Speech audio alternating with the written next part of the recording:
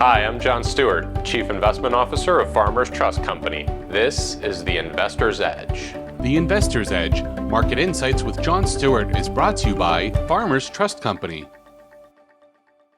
Hi, I'm John Stewart. Welcome to the Investor's Edge. First up, the week in review. Inflation reaccelerates.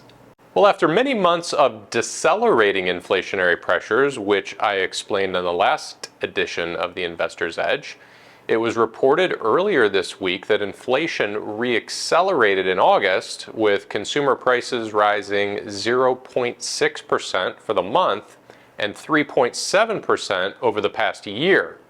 Now, the previous month's reading was 0.2% and 3.2% year over year. So it shouldn't be much of a surprise to anyone who drives that energy prices drove, no pun intended, much of the gain, rising 5.6% on the month. And that's an increase that included a 10.6% surge in gasoline prices. The jump in headline inflation caused real average hourly earnings to decline 0.5% for the month. That is the wages net of inflation.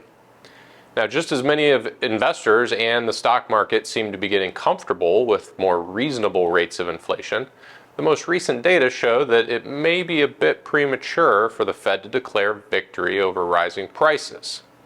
We'll get to hear what they have to say on the matter at their upcoming meeting next week. For this week's featured insight, beware following famous investors' trades.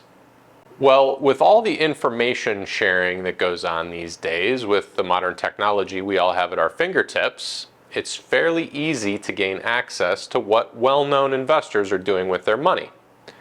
However, you should be careful jumping on the heels of the trading activity of other investors, no matter how good their long-term track records are.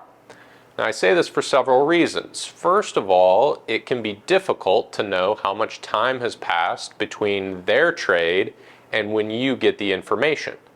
By that time, the price may have moved significantly, which changes the risk-reward trade-off for you. It's even possible they may have exited their position by the time you get in on it. Second, sophisticated traders tend to use a lot of hedging strategies to manage their investments.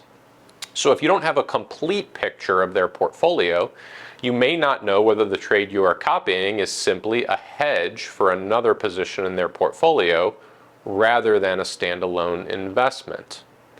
Lastly, good investors play a long-term game of odds. They certainly don't expect every investment to be a winner. A 60% win rate could lead to very good investment performance results over time.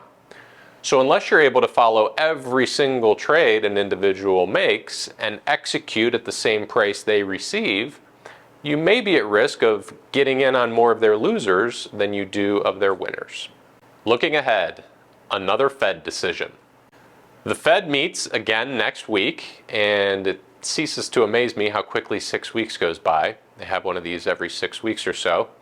But the consensus of investors currently believes that the Fed will stand pat on interest rates by keeping its target Fed funds rate in a range of 5.25% to 5.5%.